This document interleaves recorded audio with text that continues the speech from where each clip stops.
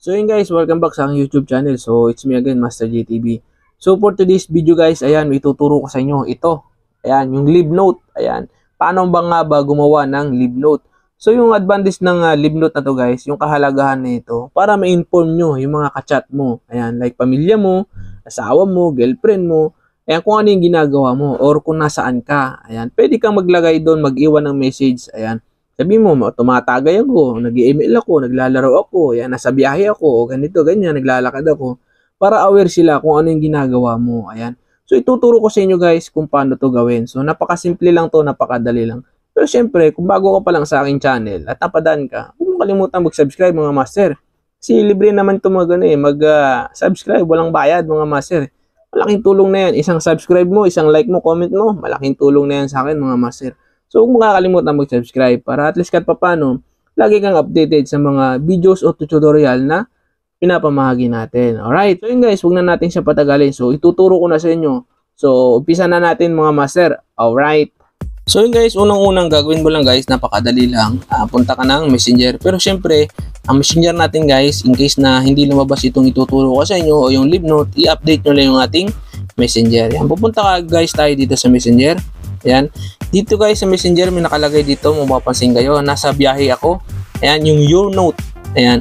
Kung mapapansin nyo yung sa mga kaibigan ko, mga friend ko sa Facebook, sa Messenger, ayan, may nakalagay sila sa kanila na, ayan, kung ano yung note nila, ayan, kung may ano bang ginagawa mo, ayan, ayan, para at least manote natin o mabasa ng mga kaibigan natin, asawa, pamilya, boyfriend, girlfriend, ayan, kaibigan, ayan, mabasa nila kung ano yung ginagawa mo or yung status mo. Kung nasaan ka ba, anong ginagawa mo, para in case na hanapin ka nila, ay si ano pala natutulog, ayan, may message ni ano, tatawagan ni asawa, ni girlfriend, boyfriend, ayan, yung pala may ginagawa ka or tulog ka or busy ka, ayan, para manote mo sila. Ayan, paano nga bang gawin guys?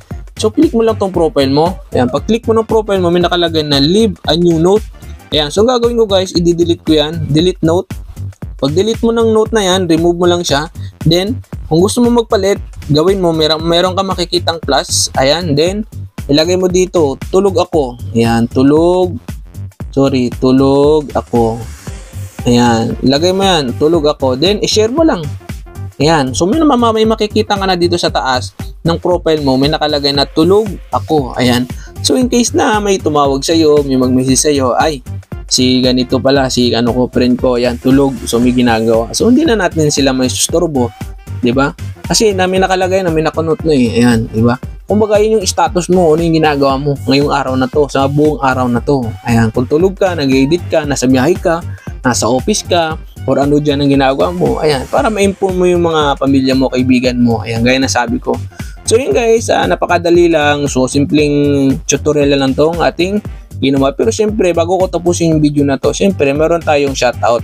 Ayan, shoutout nga pala dito guys sa mga supporters natin, kay Juby Bernas, kay Joy Bernas, kay Jennifer Habinaw, kay DJ Cha, Anete Bandies, yan, syempre, kay Randy Reyes, sa ating master. Then, Mary Jimenez, ayan, kay Edward, kay Buddy, shoutout kayo, ayan, kay Mema Ele Vlogs, ayan, then kay Malisa Kinela, then Chen Handok, then Christina Villares Seran, ayan, then kay Joy Takad, kay Abiaka, kay Ramil Sioko, ayan, shoutout sa inyo guys, kay Oswin Bass, kay Bilski Vlog, kay Claire Gold, kay Oswin Bass, ayan, so shoutout sa inyo mga masters. So yun guys, hanggang dito na lang, at syempre huwag mo kakalimutang mag-subscribe. Alright.